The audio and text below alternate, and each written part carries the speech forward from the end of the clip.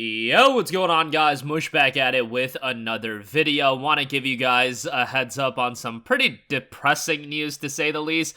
Brothers, we gotta stop announcing these games like 8 billion years before they actually come out, because I swear, so many of them just end up getting canceled, so many of them end up becoming vaporware, and I was really hoping that that wouldn't be the story with Knights of the Old Republic, but it is very much looking like that is the case.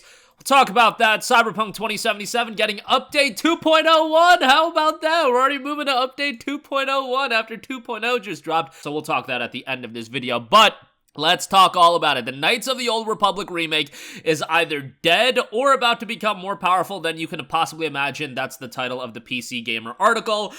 So what's going on is that the trailer and all of the footage of the trailer, whatever, has been pulled from the official sources. So a Sony rep told Kotaku that the reasoning is, as part of normal business, we delist assets with licensed music when the license expires. The only music in the trailer is a clip of the Star Wars theme, which is owned by Disney, and it seems odd that a teaser trailer would have expiring license music and you wouldn't have a deal worked out for said trailer.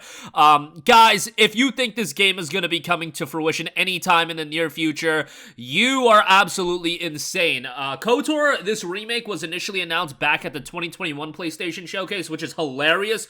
Going back to that showcase, how many games got revealed that ultimately either are so far out or are never coming out. KOTOR Remake being one of them, and why was Marvel's Wolverine revealed? Like, I have a lot of faith in Insomniac. When that game does come out, it's gonna be great, but like, why was that game revealed? And then, like, this year's showcase, brother, Phantom Blade Zero, that game, those Chinese developed titles, they take forever to actually come out, and I have very little faith that that game may even actually exist. And then, you know, like the Metal Gear remake and et cetera, et cetera. These games just get announced so early, and I heard that the reasoning is, oh, they're trying to get developers on board to let you know what they're working on, but, man, like, Mass Effect from BioWare, that got revealed as well. Like, it's like, what are we doing? What are we doing?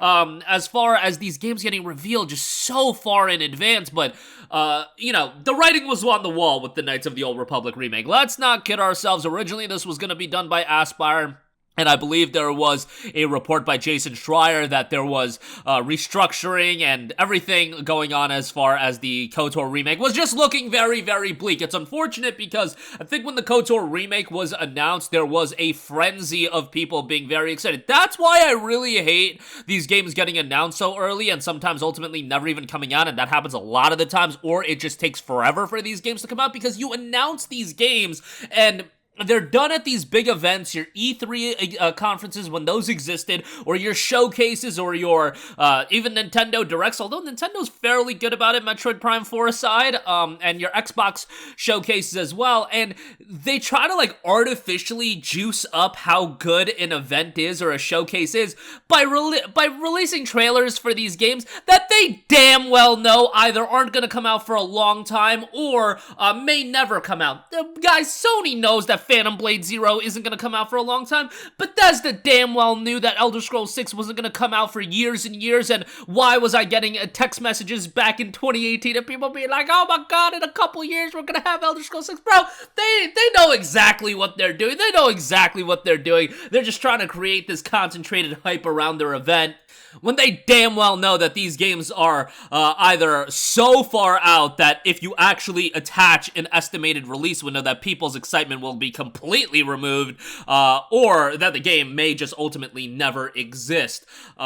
But yeah, hopefully with the case of like games like Phantom Blade Zero and some of those other titles, they do just come to fruition. You guys know how long I've been following this Lost Soul Aside game. Like, come on, man. Like, what are we doing here as far as that's concerned? Like, I'm gonna be dead before a lot of these games even end up coming out with how they're revealed with these gimmicky CG trailers. Credit to the studios that reveal their games and then come out very quickly thereafter. I give you You know, Insomniac is usually fairly good about it. I just thought, you know, the Wolverine reveal really didn't need to happen.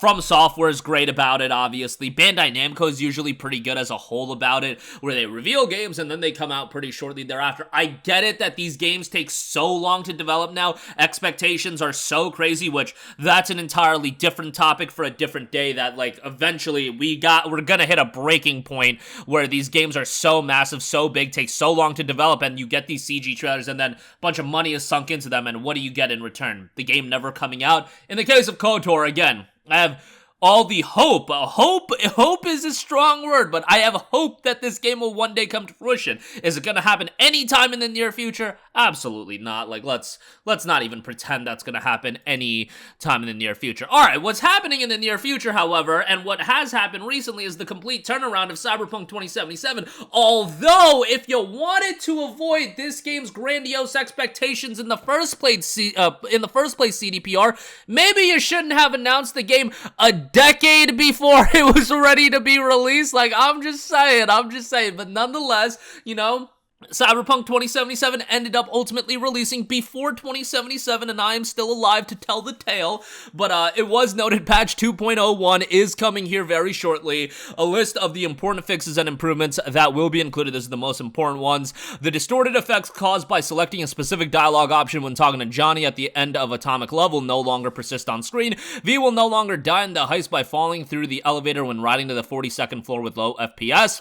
Fixed an issue where the UI could show controller inputs when playing with keyboard and mouse, made it possible to properly switch to ARM cyberware by cycling through weapons. Gig breaking news will be properly triggered after approaching the quest area. Vehicle radio volume will be adjusted so it's not too quiet when compared to other sounds in the game. Address the issue of corrupted saves on the PlayStation by increasing maximum save file limit, and performance improvements for both PC and consoles, especially in the Dogtown area. So that is great. Dogtown, obviously, the Phantom Liberty location. So Cyberpunk 2077 making a remarkable comeback. I see some people saying it's the greatest comeback in gaming history. Like, I really can't say that, given that Final Fantasy 14 like exists. Like, really, like, I don't think there will ever be a comeback at the level of Final Fantasy 14, and then you have to look at No Man's Sky. Like, No Man's Sky and Cyberpunk, I would say, are kind of at the same level. The Final Fantasy 14 is just, like, if you were around when Final Fantasy 14 initially came out, like, how that game is now the most popular MMO on the planet, like, that's just wild to think about. But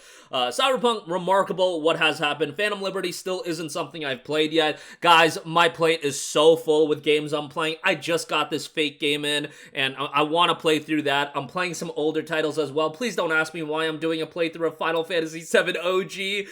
Well, I mean, Rebirth is coming out, so you guys got to cut me some slack on that one, and Echo S is great.